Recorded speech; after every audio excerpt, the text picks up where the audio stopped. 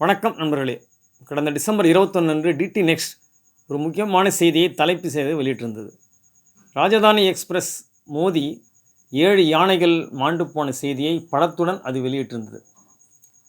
இந்த சம்பவமானது அசாமிலோ அல்லது வட இந்தியாவில் மட்டுமல்ல, தென்னிந்தியா முழுக்க, இந்தியாவில் தமிழகம் எங்கும் பல்வேறு பகுதியில் நடந்து கொண்டு தான் இருக்கின்றன.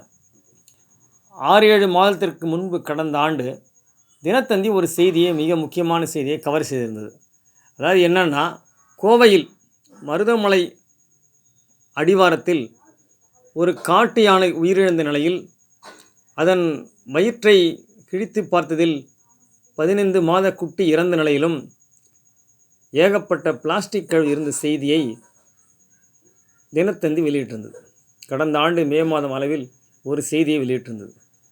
அதாவது பிளாஸ்டிக் கழிவுகள் அதிகமாக உட்கொண்டதாலும் கர்ப்பிணியான அந்த யானையின் வயிற்றில் வளர்ந்த 15 மாத சிசு குட்டி உயிரிழந்த நிலையில் மீட்டெடுக்கப்பட்டது.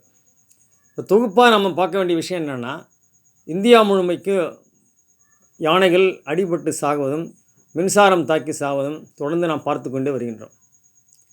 அப்போ காட்டுப்பகுதி, வனவிலங்கு பகுதிகள், நடமாட்ட பகுதி, வனப்பரப்பு குறைந்து விலங்குகள் மாண்டு போய் பார்க்கின்றோம்.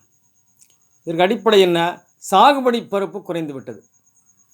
தமிழ்நாட்டில், இந்தியாவில் சாகுபடி பரப்பளவு குறைந்து கொண்டே வருகிறது என்ற அறிக்கை பல்வேறு தருணங்களில் ஆய்வாளர்கள் அறிவிக்கின்றனர். தமிழகத்தில் சாகுபடி பரப்பு குறைந்து போக்குவரத்து மண்டலங்கள் அதிகமாகிவிட்டன. சாலை விரிவாக்கம், 4 வழி சாலை, 6 வழி சாலை, 8 வழி சாலை என்று விரிவாக்கம் ஆகி மனிதனே அடிபட்டு சாக வேண்டியிருக்கின்றது. ஒரு புறம் நகரில் மனிதன் போக்குவரத்து வாகனங்களால் மோதி மாண்டு போகின்றான். மறுபக்கம் வனவிலங்குகள், யானைகள், வாகனங்கள் மோதி மனித சீரழிவாலும் மனிதனுடைய தவறானாலும் மாண்டு போகிற செய்தியை நாம் பார்க்கின்றோம்.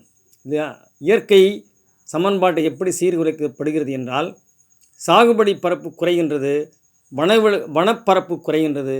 இது இயற்கை அழிவுக்கு நம்மை இட்டு செல்கின்றது. இந்த செய்தியைத்தான் டிடி நெக்ஸ்ட் செய்தியும் தந்தி செய்தியும் யானை மரணத்தின் மூலம் நாம் தெரிந்து கொள்ள முடியும்.